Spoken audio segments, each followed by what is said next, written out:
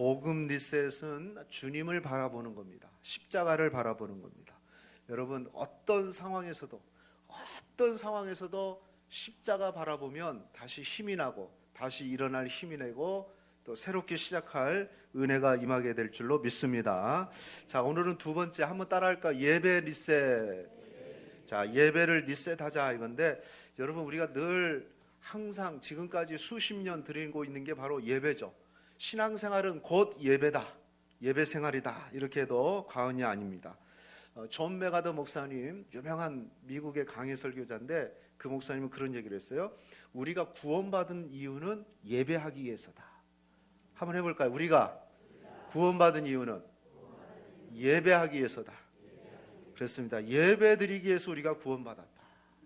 여러분, 예배라는 것 늘 말씀드리지만, 예배는 영어로 워십이라고 그래요. 워십. 이 워십의 뜻은요, 가치라는 워스라는 것과 또 신분이라는 쉽이 붙어가지고 워십이라고 그러거든요. 그 뜻이 뭐냐면, 자신이, 같이 읽어볼까요? 시작. 자신이 가장 아끼고 높이며 사랑하는 대상에게 최고의 가치를 돌려드리는 것. 최고의 가치, 가장 최상의 가치, 내가 가장 아끼고 사랑하는 사람, 그분에게 가장 최상의 가치를 올려드리는 것이, 그게 바로 예배입니다. 예배. 그래서 예배는요, 어떤 것으로도 대체할 만한 게 없어요. 예배 놓치면 다른 것으로 해, 이게 안 되는 거예요. 대타가 있잖아요. 대타가, 그죠? 대타, 뭔가 하면 없으면 대신하는 거잖아요. 그런데 예배는 대신할 것이 없어요. 예배는 그냥 예배로 존재하는 거죠. 그래서 성경도 요한복음 4장 23절 말씀 보니까, 아버지께 참되게 예배하는 자들은 영과 진리로 예배했다고 오나니 곧 이때라 아버지께서는 자기에게 이렇게 누구를 예배하는 자들을 찾으신다. 하나님이 찾는 분들이 있대요. 여러분, 성경에 내가 이런 사람 찾는다 할 때 가장 명확하게 명시된 사람이 예배자입니다. 예배자. 오늘 우리 하나님이 찾고 계셔요.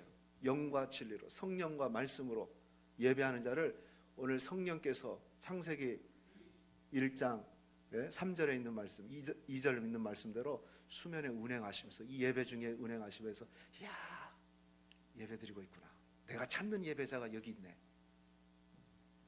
하나님이 찾으신다는 거죠. 여러분, 하나님이 찾으시는 예배자 되시기를 주의 이름으로 축원합니다. 자, 그렇다면 첫 번째 우리가 이 예배에 대해서 먼저 알아야 될 것은, 예배는 우리 인생의 전부다. 전부. 따라합시다. 예배가. 한번 크게 해보세요. 예배가 전부다. 예배가 전부예요. 예배가. 여러분, 우리 특세 때도 했고 매일 성경 창세기를 묵상하면서 여러분이 묵상했을 텐데, 창세기 4장에 보면 인간이 타락한 후에 처음 드리는 제사, 오늘날로 얘기하면 예배를 드리는데, 가인의 제사, 아벨의 제사가 나오는데, 동생 아벨의 제사는 하나님이 받고요, 가인의 제사는 받지 않는 그 일이 일어나요. 그래서 여기서 중요한 게 뭐냐면, 동일하게 제사를 드리고 동일하게 예배를 드리지만, 어떤 이의 제사는 받고 어떤 이의 제사는 받지 않는다. 동일합니다. 하나님이요, 우리가 다 앉아있다고 해서 예배를 다 받는 게 아니에요. 이렇게 우리가 공동체적인 예배가 되지만은, 우리 한 사람 한 사람은 예배자로 세워지는 거예요. 그래서 하나님이 받으시는 예배자가 되셔야 돼요.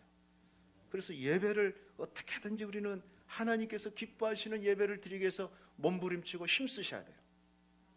여러분, 한번 보세요. 하나님이 여기 딱 계시면, 나는 정말 하나님이 기뻐하는 예배자다, 너 정말 잘 드리고 있다, 이렇게 지목할 수 있도록.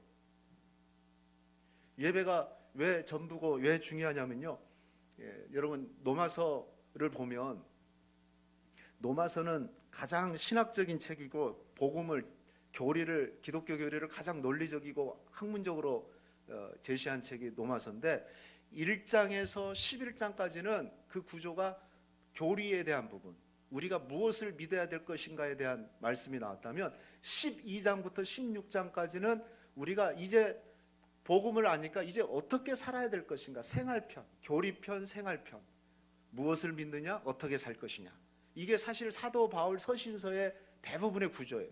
에베소서도 예를 들면 1장에서 3장까지는 말씀에 대한, 교리에 대한 부분이에요. 믿음에 대한 부분이라면, 뒤에는 4장부터 6장은 생활에 대한 부분이에요. 그래서 우리 믿음은요, 나 믿어 이걸로 끝나면 안 되죠. 나 믿음 생활해. 따라합시다. 믿음 생활. 자, 믿음 생활이 생활 믿음으로 바뀌어야 돼. 그러죠? 예, 믿음 생활. 난 믿고 생활하는 거죠. 또 생활하는 게 믿어져야 돼요. 자, 그런데 보세요. 로마서 말씀대로 교리와 생활이 딱 나눠졌는데 로마서 12장 1절 말씀 교리를 시작하는 첫 번째 말씀이 저건데 같이 읽어볼까요? 시작. 그러므로 형제들아 내가 하나님의 모든 자비하심으로써 너희를 권하노니 너희 몸을 하나님이 기뻐하시고 거룩한 산제물로 드리라. 이는 뭐라고요? 너희가 드릴 영적 예배니라. 자, 무슨 얘기일까요? 교리와 생활을 말하면서 교리와 생활을 연결시켜주는 가교의 역할, 통로의 역할을 하는 게 뭐냐면 예배래요. 예배. 말씀을 아무리 알아도 생활 속으로 들어가게끔 한, 그 말씀과 진리가 생활 속으로 들어가게끔 하는 그 통로, 그 다리가 뭡니까? 그게 예배예요. 예배. 그래서 성경의 사도 바울이 교리를 정확하게 얘기한 다음에 생활에 들어가기 전에 초얘기를 하는 거예요. 예배를 잘 드리는 자가 말씀의 생활 속에서도 살아나는 거죠. 그러니까 여러분, 우리가 오늘 이 주일 예배가 그냥 앉아있다 가는 예배가 아니고 예배를 오늘 잘 드리는 사람이 일주일 삶 속에서 그 들어진 말씀으로 또 우리가 승리하게 되는 거죠. 그래서 예배는 통로가 되고 가교가 돼요. 말씀이 들어오는, 은혜가 들어오는 은혜의 수단에서 가장 중요한 게 예배가 되는 거죠.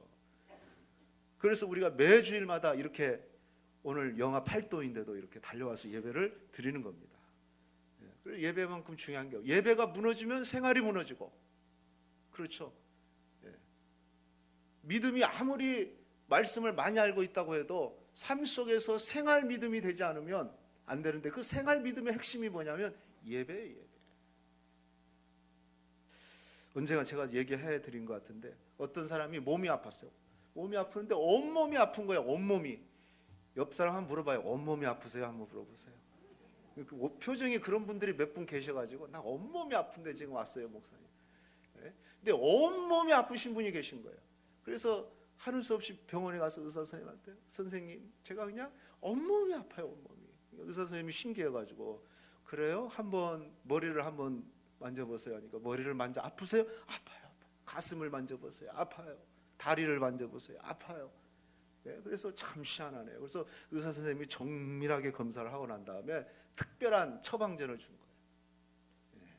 몸은 괜찮은데 마음이 아니고 손가락이 부러졌어요. 부러진 손가락을 가지고 다 만지니까 아야. 부러진 손가락이 문제였던 거예요. 여러분, 예배 하나가 부러지면 우리 생활이 다 무너지는 거예요. 할렐루야. 아닌 것 같죠? 내가 왜 이쪽에 문제가 생기지? 생각해봐요. 내가 예배가 지금 문제가 없는지. 나는 왜 이쪽에 또 문제가 생기지? 또 생각해봐요. 나는 예배가 문제가 없는지. 부러진 손가락으로 어린을 만진들 안 아프겠습니까? 근데 예배는 그만큼 중요한 거예요. 예배 하나가 무너지면, 예배가 잘못되면요, 모든 것이 아픈 거예요. 반대로 얘기할까요? 예배가 살아나면 삶이 살아나는 줄 믿습니다. 그래서 제가 예배하면 이분 책을 많이 인용을 하는데, 에이든 토저, A.W. 토저라는 분이 있어요. 그분은 이런 얘기 있어요. 하루를 예배로 시작하는 사람은 결코 마귀가 건드릴 수 없는 권세가 있다. 한번 읽어볼까요? 시작. 하루를 예배로 시작하는 사람은 결코 마귀가 건드릴 수 없는 권능자의 삶을 산다. 왜요? 예배는 하나님을 만나고 하나님의 능력을 공급받고 가는 거기 때문에 예배가 그렇게 중요해요. 하루 여러분 큐티로 시작하는 하루, 새벽 기도로 시작하는 하루, 한 주를 예배로 시작하는 거. 여러분, 우리는 늘 드리지만 뭐 실험할 필요는 없겠지만 주일날 예배를 한번 딱 빠져보세요. 그러면 얼마나 허전한지. 그래서 예배가 그렇게 중요하다. 여러분, 예배의 승리자들이 되시길 축복합니다. 그럼 예배도 우리가 배워야 되는데 여러 모양으로 배울 수 있지만 오늘 우리가 읽은 번제를 통해서 몇 가지 우리가 예배를 좀 배우고 리셋해야 되겠습니다. 여러분 내이기는 제사에 대한 책이에요. 그런데 그 제사는 오늘날로 얘기하면 예배를 얘기하고 있어요. 예배는 어떤 모습으로 드려야 되나. 형태는 바꿔졌지만 그의 태도와 자세와 마음가짐은 똑같아요. 그래서 내이기에 보면 초반에 5대 제사가 나와요. 번제, 소제, 하목제, 속죄제, 속건제, 이렇게 5가지 제사, 이 구약의 5대 제사라고 그러는데 그 중에서 가장 기본이 되는 제사가 오늘 1장에 맨 먼저 소개하고 있죠. 그게 바로 번제입니다. 우리는 번제를 통해서 첫 번째 우리가 예배를 배워야 될 게 뭐냐면, 따라합시다. 온전함으로 예배하자. 여러분 번제라는 말은, 번제는 뭐냐면 죄물을 가지고 와서 다 태우는 제사예요. 다 태우는, 온전히 태우는 제사라고 그러는데 보세요. 9절 보니까 그 내장과 정강이를 물에 씻을 것이요 제사장은 그 전부를 어떻게 하라? 그 전부를 제단 위에 불살라 번제로 드려라. 여러분 하목제나 이런 것들은 뭐 제물 중에서 이렇게 나눠, 제사장 목도 있고 성도들 목도 있고 이웃들 나눈 목들이 있어요. 그런데 번제는요, 번제만큼은 제물을 나누지 않아요. 모든 제물을 가지고 왔으면 제단에 올려놓고 전부 다 태워야 돼요. 하나도 맡김없이. 그래서 이는 화제다, 불로 드리는, 태워서 드리는 제사인데 여호와께 향기로운 냄새, 하나님이 그 냄새를 맡고, 냄새를 맡고 하나님이 그 제사를 받는 겁니다. 그런데 여기서 핵심이 뭐냐면 전부를 태운다는 거예요. 전부를, 전부를 남김없이 드린다는 거죠. 그래서 그 태울 때 연기가 하늘로 올라가 가지고 주님이 기뻐하는 거죠. 향기로운 제사. 그래서 번제는 히브리어로도 올라예요. 올라. 따라합시다. 올라. 신기하죠. 올라 연기가 올라가 가지고 하나님을 받으신다는 거예요. 그런데 여기에 핵심은 전부를 태웁니다. 이건 온전한 헌신, 다시 말하면 예배의 온전함을 얘기하고 있어요. 무슨 얘기일까요? 우리가 부족하지만 온전함이라는 것은 전 인격적으로 생각과 감정과 이성과 우리의 몸을 전부를 바쳐가지고 하나님 앞에 태워서 드리듯이 전체를 드리는 것이 바로 번제예요. 번제. 이걸 다른 표현으로 하면 신명기 6장 5절 말씀 같이 읽어봅시다. 시작. 너는 마음을 다하고 뜻을 다하고 힘을 다하여 내 하나님 여호와를 뭐하라? 사랑하란 말을 바꿔볼까요? 너는 마음을 다하고 뜻을 다하고 힘을 다하고 내 하나님 여호와를 예배하라. 할렐루야. 저도 턱이 약간 언 것 같아요. 약간 이게 좀 굉장히 무겁네요. 턱이. 여러분도 좀 무거운가요? 아멘 소리를 잘 안 하시는 거 보니까. 여러분 여기 온전함이란 건 뭐냐면 다하고 다하여. 예배는 다 해야 돼요. 뭘 다 하랍니까? 마음 다하여, 뜻을, 의지를 다하여, 힘을 다하여 하나님을 예배하라. 오늘 여기 여러분 어때요? 몸은 여기 있지만 생각은 딴 데 갈 수 있어요, 없어요?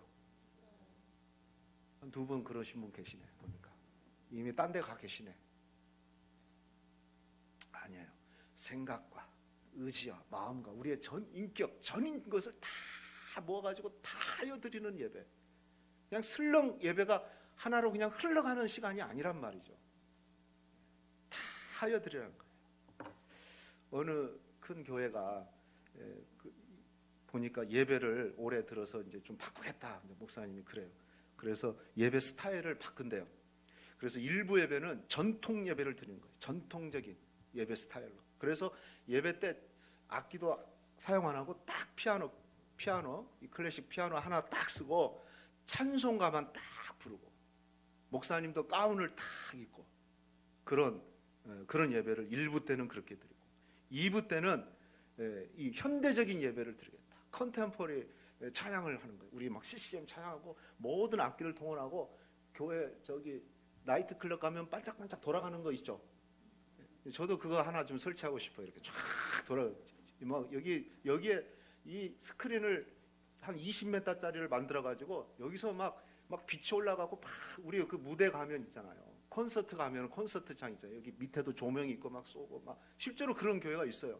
실제로 이분만 그런 게 아니라 그래서 그때는 완전히 뭐 영화도 보여주고 막 춤도 추고 목사님도 그냥 티셔츠 입고 그냥 청바지 입고 예배를 드리는 거예요. 현대적인 컨템포리 예배를 드리는 거예요. 막 이게 조명도 돌아가고 확 돌아가고 그런 예배는 2부에 드리고 또 3부는 이제 섞이는 우리 찬양팀이 4개의 찬양을 하면은 2곡은 찬송가. 예전에 찬양만 했더만 우리 성도님들이 입이 나왔어요. 왜 모르는 찬송만 하는. 그래서 제가 반반씩 하세요. 반반씩. 찬송 2곡, 찬양 CCM 2곡 하기로 하는데 또 그런 예배를 또 드리는 거예요. 그래서 여러분의 취향대로 찾아서 가세요. 나는 클래식한 예배 그냥 찬송가가 좋아요. 그러면 일부 예배를 참석하시고 단 일부 예배는 7시입니다. 아침. 네? 그리고 또 막 현대적인 예배가 막 콘서트 같은 예배를 원한다면 2부를 오시고 또 뭐 무슨 예배를 원하면 문화적인 예배를 원한다면 또 3부를 오시고 뭐 그래요. 저는 예배의 형태에 대해서 얘기하고 싶지는 않아요. 시대가 바뀌었으니까 예배의 모습도 바뀌어질 수 있다고 생각해요. 예.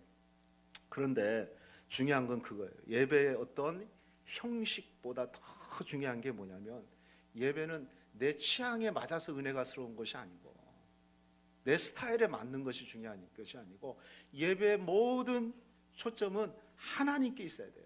우리 마음이 얼마나 거기에 다해져 있는가, 그죠? 마음이 얼마나 들어져 있는가가 중요한 것이지. 그래서 하나님은 영과 진리로 예배하는 자를 찾고 영과 진리로 예배 드리라고 주님이 말씀하신 것이지. 어떤 뭐 찬송가는 예배고 찬양은 예배가 아니고 그게 아니란 말이죠. 여러분 오늘 1시간 예배를 드릴 때 여러분 마음을 다하고 뜻을 다하고 힘을 다해서 예배하시기를 축복합니다. 그게 온전함이에요. 나는 이 예배 내가 제물이 돼서 너희의 몸을 그랬잖아. 너희 몸을 산제물로 드리는 전부를 태워드리는 온전한 예배를 드리시기를 주의 이름으로 축복하겠습니다. 두 번째는요, 또 뭐 해야 되냐면 생각함으로 예배해야 된다. 인지하도록. 따라합시다. 생각하면서 예배하자. 네, 덮어놓고 예배하지 말고 생각하면서 예배하라는 거예요. 생각하면서. 제가 가끔 그렇게 얘기해요. 믿을 때도 성경 덮어놓고 믿습니다 한 게 믿는 게 아니고 성경 피고 성경을 믿고 말씀대로 믿어야 되잖아요. 예배도 마찬가지예요. 생각하면서 예배해야 돼요. 자, 우리 아까 12장 1절 말씀 다시 한번 봅시다. 너희 몸을 하나님이 기뻐하시는 거룩한 산 제물로 드리라. 이는 너희가 드릴 뭐다? 자, 영적 예배라는 이 번역에 우리가 속으면 안 돼요. 영적이다. 저 사람은 영적이단 말을 다른 말로 하면 신령하다. 아주 차원이 다르다. 굉장히 신비적이다. 이렇게 이해를 할 수가 있어요. 영적이란 말. 상당히 영적이지 못하네. 뭐 여러 가지 뉘앙스가 있는 말인데 특별히 굉장히 좀 신령한 어떤 신비적인 그런 걸 예배다 이렇게 생각할 수 있는데 원어로 보면 전혀 그렇지 않아요. 노기코스라는 단어인데 이것은요 이성적이고 합리적이라는 뜻이에요. 예배가 이성적이어야 돼요. 생각해야 돼요. 굉장히 합리적이에요. 정신없는 게 예배가 아니란 말이죠. 할렐루야. 뭔가 영적이니까 굉장히 고차원적인 우리 세계가 아닌 세계에서 뭐가 사는 게 아니라고요. 토저 얘기를 한 번 더 해드릴게요. 어떤 사람은 자신을 잊은 상태를 경지를 예배라고 착각한다. 또 어떤 사람들은 종교 음악을 예배라고 착각한다. 마음을 고양시키고 영혼을 거의 모라의 지경에 몰아넣는 것이라면 무엇이든지 다 예배라고 착각하는 경향이 있다. 모라지경, 무아지경, 자신을 떠나버리는, 둥 떠버리는. 어떤 데 가면 막 둥 뜨게끔 만들잖아요. 그런데 예배는요 철저하게 생각하는 예배여야 돼요. 말씀드릴 때도 생각하셔야 돼요. 철저하게 합리적이고 이성적인 예배예요. 할렐루야. 그래서 제가 좋아하는 말이 있어요. 예배에 대한 말. 같이 한번 읽어볼까요? 시작. 우리는 예배를 예배하지 않는다. 우리는 하나님만 예배한다. 우리가 알아야 되고 인지해야 될 게 뭐냐면 예배 자체를 무슨 뭐 컨템포리 예배는 좋아하고 아니면 클래식 예배는 예배고 이건 이런 예배 자체가 문제가 아니고 그 예배 중에 하나님을 예배하는 것이 중요하다. 하나님만 예배해야 돼요. 이게 무슨 뜻이냐면 예배 시간에 예를 들면 아름다운 찬양으로 예배를 해요. 막 예배. 그런데 그 음악 자체가 예배가 아니에요. 그 음악은 수단인 거죠. 드럼, 신디, 뭐 어떤 기타, 피아노, 예? 이걸 우리가 합주해가지고 예배 아름답게 드리는데 그 자체에 빠져버리면 안 되는 거죠. 예배 대상은 오직 성삼위 하나님인 줄 믿습니다. 그렇죠? 오직 하나님 한 분이에요. 음악에 빠진 사람들은 예배에 대한 생각이 없고 내가 오늘 어떤 연주를 했지, 어떻게 노래를 했지. 설교자의 착각이 뭡니까? 자기 만족에 오늘 설교가 되네. 막 성도들이 막 은혜 받은 눈이 보이고 막 올라오면서 은혜 받았습니다 목사님. 근데 요즘에 은혜 받았다는 말을 한 번도 안 하시대요. 제가 보니까. 그럼 야 내가 설교를 잘했나 보다. 여러분 설교 자체는 예배가 아니에요. 할렐루야. 이 설교와 모든 것이 연합돼 가지고 하나님을 예배하는 것이지. 그래서 독일의 신학자 본헤퍼는 이런 얘기를 했어요. 예전에 이런 얘기까지 했어요. 교회에서는 화음이 있는 노래를 하지 않고 오직 단성으로 노래하라라는 말도 했어요. 본헤퍼. 왜? 여러분 우리 박 지사님처럼 성악을 전공하신 분들이 여러분 쫙 성가대가 돼가지고 화음을 넣어가면서 화음을 넣으면서 그 찬양을 들으면요 찬양에 확 빠져버립니다. 근데 찬양에 빠지는 순간 그 찬양을 받으실 하나님을 잊어먹을 수 있어요. 그래서 본헤퍼는 교회에서 노래는 우리 권사님들처럼 단성으로 불러야 된다. 여기 우리 찬양팀도 엔간하면 화음 안 넣어도 돼요. 내가 유튜브로 들어보면 화음만 들려. 단성으로 해라. 단성으로. 제 얘기가 아니고 신학자 얘기니까. 그 말의 의도는 너무 아름다운 노래에 빠져서 예배의 주인공 찬양 받으시기에 합당하신 그 주님을 잃어버리지 않도록 우리가 사역에 빠져서 주님을 예배하는 일에 잃어버리지 않도록 예배의 대상을 놓치지 말라는 겁니다. 그러므로 우리는 생각하면서 예배하시기를 축복합니다. 내가 누구를 예배하기 위해서 왔지? 오늘 어떤 예배의 모습으로 하나님 앞에 드려야 되지? 이걸 생각하시라는 거예요. 그러면 어떤 모양이든지 우리 하나님이 은혜를 주실 줄로 믿습니다. 그리고 또 한 가지는요, 우리는 적극적으로 예배해야 돼요. 따라합시다. 적극적으로, 열심으로 예배하자. 여러분 번제를 드릴 때 구약의 모든 제사가 그래요. 대부분 피제사입니다. 소제는 곡물로 드리는, 제물을 곡물로 드리는 제사고, 나머지 네 가지는 전부 다 짐승들을 제물로 드려요. 피제사란 말, 짐승을 잡아서 드리는 제사예요. 그러면 기본적으로 짐승들을 잡아서 드리는 순서가 있어요. 그 순서가 뭐냐면 제물을 가지고 와야 돼요. 흠없는 제물 가져와야 되고, 안수해야 되고, 제물을 죽여야 되고, 그리고 피를 처리해야 되고, 그리고 그 제물을 껍질을 벗기고 각을 떠서 씻어서 깨끗하게 정리해서 제단에 올리고 불에 태우는 거. 이게 화제거든요. 그런데 대부분 제사들이 저렇게 진행이 돼요. 자, 그런데 한번 생각해 보세요. 첫 번째 보면 흠없는 제물은 누가 가져와야 돼요? 저 제사자. 그걸 빨리 보여줘 버리면 어떻게 합니까? 우리 재선 선생님이 올해 갱신 니셋이 됐어요. 빨라. 재선 집사가 니셋이 돼가지고 새벽 기도 때도 빨라. 박수 한번 쳐주세요. 자, 제물을 누가 가져와야 돼요? 제사자, 즉 예배자라고 합시다. 예배자. 예배자가 가져와야 돼. 흠없는 제물, 내가 이런 죄 졌습니다 하고 딱 생각나면 여러분이 제물, 양을 가져. 큰 죄 졌으면 소 가져와야 되고, 작은 죄 졌으면 양 가져와야 되고, 그냥 조금만 죄 졌으면 비둘기 가져와야 되고, 제물을 가져와야 돼. 그리고 안수를 누가 해요? 안수하면 제사장이 한다 생각하는데 아니에요. 4절 말씀에 보면은 제사자들, 예배자가 안수하는 거예요. 물론 제사장도 안수를 해요. 저 안수는 정가의 의미가 있어요. 그리고 여기서 안수는요, 그 안수의 원어는 좀 특별한데 그냥 이렇게 손을 얹은다는 것 이상으로 제물에게 꽉 받치는 거예요. 꽉 눌려서 꽉 눌리는 거예요. 이때 정가가 돼. 정가. 내 죄를 하나님 내가 이런 죄 졌어요 하고 이 안수라면 이 제물에게 죄가 정가된다는 의미가 있어요. 근데 그것도 예배자가 하는 거예요. 그리고 제물을 죽이는 건 누가 해요? 목사가 해야 돼요? 예배자가 해야 돼요. 재물을 가져와 가지고 죽이는 것까지, 죽이는 것도 예배자가 해야 되고, 그 다음에 피를 받는 건 누가 해요? 그 피는 딱 죽일 때 피가 떨어질까요? 그 피는 또 내 얘기는 피가 거룩하기 때문에 함부로 버리는 게 아니에요. 규례대로 버려야 돼요. 제단에도 뿌려야 되고, 그건 제사장이 받아요. 그리고 가죽을 벗기고 각을 뜨고 재물을 흐른 물에서 씻는 것은 누가 해야 돼요? 누가 제사장이 해야 돼요? 제사자, 예배자가 해야 돼요. 그리고 마지막 제단에다 올려놓고 그것을 태우는 일은 제사장이 하는 거예요. 저 6가지 기본적인 원리 중에 4가지가 제사장이 아니라 제사자들이, 오늘날로 얘기하면은 예배 드리는 예배자들이 해야 될 일이라는 거죠. 할렐루야.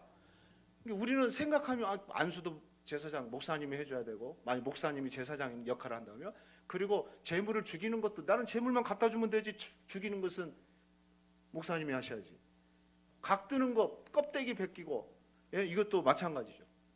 구약의 모든 제사가 저렇게 드렸어요. 실제로 저 구약의 제사대로 시연을 했어요. 신학교에서 구약 내이기 시간에. 예, 근데 요즘은 하면 안 돼요. 동물보호법 때문에. 그때도 신고하고 했는데 양을 잡았답니다. 양을 잡았는데 여러분 생각을 한번 해보세요. 딱 양이 그런데 양을 죽여야 되는데 죽일 때 어떻게 죽여야 되냐면 단번에 죽일 수 있는 방법을 찾아야 돼. 만약에 잡다가 놓쳤다. 나 어렸을 때 닭 잡다가 다 한번 놓쳤거든요. 우리 큰 작은 형이 닭을 잘 잡았어요. 목을 탁 쳤는데 목 없이 돌아다니더라고요.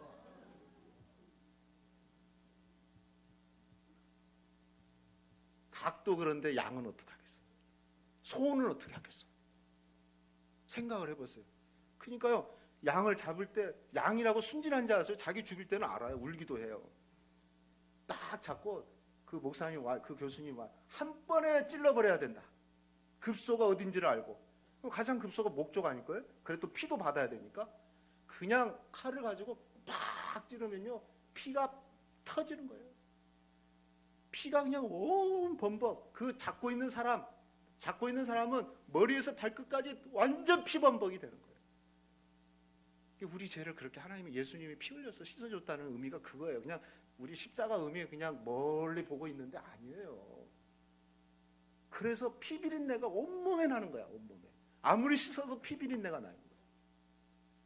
그것도 한 번에 죽이면 괜찮아요. 꽉 잡고. 잘 죽습니까? 목이 바로 떠집니까? 안 떠져요. 온 발악을 하죠. 그럼 피가 막 다 털어뜨리는 거예요. 간신히 죽였다고 생각해 보세요. 그 다음에 그 가죽을 벗겨내야 돼. 가죽이 잘 벗겨집니까? 온 힘을 다해서 끄집어내요. 내장 씻어내고 버릴 거 버리고 태울 거 태우고 그거 다 씻어내고, 성경 레위기에 보면 다리 마디를 다 각을 내야 돼요. 깨끗하게 정리해서 제단에다 올리는 거예요. 이걸 누가 하냐면 제사장이 하는 게 아니에요. 예배자가 해야 돼요. 나는 그래서 내가 신약시대에 살기 다행이지. 구약에 살았으면, 우리 구약시대 사람들은 날마다 이걸 잡았으니 어죽했겠어요. 피비린내가 항상 나죠. 피비린내는 무슨 내일까요? 우리 죄를 씻는 내. 아까 이 올리는, 태워가지고 올리는 향기를 받는다고 했잖아요. 제가 말씀드렸죠. 고기 타는 냄새가 좋은 게 아니에요. 하나님은 그 향기를 하늘에서 너무 행복하다. 우리 하나님 그래요. 근데 그게 뭐 탄 냄새라고요? 우리 죄 탄 냄새. 죄 탄 냄새는 고약해요. 근데 하나님이 가장 기뻐하는 냄새는 죄가 타는 냄새. 죄 씻음 받는 냄새. 그럼 그 얘기가 지금 핵심은 아니고, 여러분 예배에 중요한 게 뭐냐면 모든 걸 예배자가 준비를 하는 거예요. 그러니까 예배는 적극적으로 해야 돼요. 찬양할 때 열심히 찬양해야 되고, 기도할 때 열심히 기도해야 되고. 할렐루야. 구경꾼, 관람꾼이 되면 안 된다는 거죠. 예배는 적극적으로 참여하는 사람이 돼야 될 줄로 믿습니다. 그죠? 적극적으로 참여하셔야 돼요. 내가 잡아야 되는구나. 그 주일날 가만히 내가 별로 한 게 없다 그러면 안 되는 거죠. 적극적으로 여러분 예배에 동참하시기를 주의 이름으로 축복합니다. 이 설교학에서 이런 말이 있어요. 설교자는 청중보다 위대한가? 이런 질문이에요. 우리는 기본적으로 그렇게 생각하죠. 설교, 말씀을 전하는 사람은 말씀을 받는 사람보다 위대하다. 그러나 제가 볼 때는 위대하지 않아요. 설교자가 청중보다. 하나님의 부르심에서는 질적으로 동일하다는 거죠. 저는 말씀을 전하는데 부르심을 받은 것이고, 여러분은 말씀을 듣는데 하나님이 부르셔가지고 오늘 이 자리에 앉아 있는 거죠. 그 부르심의 질은 똑같다는 거죠. 할렐루야. 오히려 말씀을 제대로 준비하지 않고 그냥 전하는 사람과 하나님의 말씀이다, 이 강단에서 쏟아지는 말씀은 하나님의 말씀이라는 생각을 가지고 하나님의 말씀을 받는 사람, 그리고 아멘으로 받는 사람은 그 사람이 더 위대한 것이죠. 그 위대함의 평가는 전하느냐 듣느냐가 아니라 질적으로는 동일한 거예요. 저는 30분 설교를, 오늘 조금 더 넘을 수도 있는데 30분 설교를 준비하는 거죠. 오늘 대표 기도를 준비하시는 예배 장로님은 또 3분을 준비하는 것과 30분을 준비하는 양의 차이는 있지만 예배에 있어서 질의 차이, 부르심의 질은 동일한 거죠. 그래서 설교자는 위대한 게 아니라 청중도 위대하고 설교자도 위대한 거예요. 여러분이 잘 듣는 것이 하나님께 예배를 드리는 거예요. 할렐루야. 그냥 앉아 있다고 해서 듣는 게 아니잖아요. 그래서 예배는 번제를 통해서 보여주듯이 예배자들이, 제사자들이 적극적으로 나와야 돼요. 열심으로 드리는 거죠. 그냥 가만히 있다고 해서 되는 게 아니에요. 주방에서 여러분 봉사하는 분들 있잖아요. 주방 봉사 일부 예배 드리고 봉사하는데 그 얼마나 귀한 일입니까? 설교자만 귀한 게 아니라 주방 봉사자. 그래서 설교도 어떤 목사님은 이렇게 얘기해요. 말씀 봉사다. 저는 오늘 말씀 봉사를 하는 거예요. 주방 봉사를 하는 것이고, 주차 봉사를 하는 것이고, 안내 봉사를 하는 것이고, 이게 하나로 모아져서 주일이 되는 거고, 그 예배를 주님이 받으시는 줄 믿습니다. 이게 봉사예요. 봉사가 귀하지 않는 게 하나도 없는 거죠. 문제는 우리가 그 봉사에 동역하는 거, 적극적으로 동역하는 거죠. 여러분, 적극적으로 동역하기를 축복합니다. 그래서 예배는 적극적으로 드려요. 구경꾼으로 참여하면 안 돼요. 그냥 단지 앉아있는 자가 아니라 나는 청중 봉사자로, 말씀 듣는 봉사자로 나는 들어왔다. 그래서 말씀 들을 때는 정말 집중해서 들어야 돼요. 찬양할 때는 찬양에 집중하고. 할렐루야. 네. 여러분 적극적으로 예배하기를 축복합니다. 구경꾼 되지 마시기를 축복합니다. 결론적으로 그렇다면 예배 리셋 다 아는 거지만 세 가지 가장 적용해야 될 것 하겠습니다. 첫 번째는 예배 시간에 될 수 있으면 지각하지 마십시오. 이게 기본입니다. 아멘을 하시면 좋겠습니다. 예, 여러분 시간을 늦으면 대통령 만나도 몇 시간 전에 와가지고 앉아 있잖아요. 예비하고 검열하고. 유대인들 있죠. 유대인들이 자녀들이 성인식을 하면은 여러 가지 선물을 줍니다. 그 대표적인 게 하나가 뭐냐면 테필린이라고 해서 이마와 손목에다 이렇게 끈을 묶어 거기 율법이 기록되어 있어요. 그걸 손목에 보면서 있게끔 끈으로, 인터넷 찾아보세요. 테필린이라고 있어요. 이렇게 끈으로 하는 게 있어요. 그럼 늘 그거 보라. 그리고 유대인들 자녀들에게 부모가 꼭 주는 게 하나가 뭐냐면 시계를 사줍니다. 시계를. 유대인들의 상술 중에 약속, 신뢰감이 1번이잖아요. 너는 기도 시간 잊지 말고, 예배 시간 잊지 말고, 사람과의 약속 시간 늦지 마라. 그게 성인의 첫 번째 선물을 주는 게 시계예요. 시계. 여러분 예배 시간, 하나님 만나는 시간 잘 지켜내기를 주의 이름으로 축복합니다. 특히 예배, 우리 1부 예배는 그렇지 않을 수도, 2부 예배 때 일찍 오셨으면 저기서 잊지 말고 빨리 내려와서 10분 전에 와서 기도로 준비하세요. 네. 예배를 준비하고 예배 드리기 위해서 온 거 아닙니까? 예배 시간 잘 드리시기를 축복하고, 두 번째는요, 예배 자리에 왔으면, 따라합시다. 예배 자리에 왔으면 예배만 집중하자. 예배만 집중하시기를 축복합니다. 마귀는 너무 잘 알기 때문에 예배 시간에 왔어도 우리 마음을 딴 데로 뺏어가요. 아까도 얘기했지만 여기 몸을 앉아 있으면 생각은 이미 딴 데 가 계신 분이 있어요. 어떤 여자분이 운전을 하다가 전봇대를 세게 빵 받아버렸어요. 조사를 해보니까 이거 받을 만한 장소가 아니에요. 대낮에 넓은 데 아무도 없는데 왜 받았을까? 근데 다행히 그 다치지는 않았어요. 그래서 물어봤어요. 여자 운전자에게, 아니 어쩌다가 전봇대를 받아버렸어? 이렇게 물어보니까 웃으면서 얘기를 하더래요. 아니 운전을 하고 가는데 파리가 한 마리 들어왔는데 그거 잡으려다가 운전대를 놓쳐버렸다고. 여러분 사소한 것에 마음 뺏기지 않기를 축복합니다. 예배 시간에는 예배만 집중하자. 예배가 진행되는 순서 중에서 찬양할 때는 찬양만 집중하세요. 대표 기도를 하면은 장로님 대표 기도하면 그 기도에 몰입해서 장로님만 읊는 게 아니라 기도하는 게 아니라 그 기도가 내 기도 나를 대표해서 우리 교회를 대표해서 드리는 기도구나 하고 아멘으로 하답하시길 축복합니다. 그것만 집중하셔야 돼요. 헌금할 때는 헌금만 집중하시고 말씀 들을 때는 설교에 집중하시고.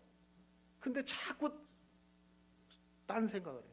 수학 시간에 영어 공부하고 영어 시간에 산수 공부하고 뭐 딴 거 공부하는 거 그런 친구는 안 돼. 예배 시간에는 예배 순서 하나에 하나님의 임재가 있어요. 그래서 집중하세요. 뺏기지 마세요, 여러분. 사소한 것을 뺏기지 마십시오. 오늘 반찬은 뭐지? 냄새가 뭐 나오지? 막 거기에 빠지지 마십시오. 네. 마지막 하나는요. 익숙함보다는 낯설음을 선택하세요. 여러분 익숙하면 편안하기 때문에 좋아요. 그러나 위험할 수 있어요. 예배가 너무 오래 다닌 신앙생활하면 익숙하잖아요. 편하잖아요. 그러다 보니까 나중에는 그게 위험해요. 타성에 젖어버릴 수가 있어요. 이걸 조심하셔야 돼요. 그래서 될 수 있으면 낯설게 예배드리는 게 좋아요. 이번 주에는 이 자리에 앉았으면 이 자리에 앉고, 다음 주에는 이분들이 여기 계신 분들 이렇게 바꿔 앉아보세요. 이렇게 진짜로. 왜냐하면 평생 이렇게 앉으면 저도 맨날 지적받는 게 이쪽만 봐요. 이쪽만. 몸이 이렇게 삐뚤어졌대요. 친구 목사님. 그래서 계속 이렇게 해야 되거든요. 가운데 하든지. 이 습관이 그러거든요. 근데 여러분 낯설어야 돼. 만나는 사람도 낯설고 만나는 사람만 오늘은 저분한테 한번 저분하고 같이 밥 먹어봐야 되겠다. 저 권사님 옆에 앉아서 향수 화장품 묻혀놓는 거 냄새도 한번 맡아봐야겠다. 낯설게 들어야 돼. 그래야지 타성이 안 젖어요.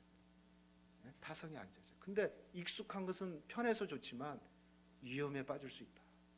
성경도 늘 읽는 부분만 읽지 말고 내 얘기도 읽고 뭣도 읽고, 그래서 큐티가 필요한 거죠. 신앙생활 낯설게 하세요. 낯설게. 그냥 진행되는 대로 가는 게 아니라. 그러면 새로운 리셋이 되고 새로운 은혜를 우리 하나님이 부어주시는 거예요. 일 안 했던 것도 한번 해보세요. 그러면 새로운 은혜가 있게 돼요. 봉사하는 거 안 했는데 해보세요. 그죠? 뭐 안내하는 사람만 하는 게 아니라 가서 해보시고. 그러면 여러분에게 새로운 은혜가 임하게 될 줄로 믿습니다.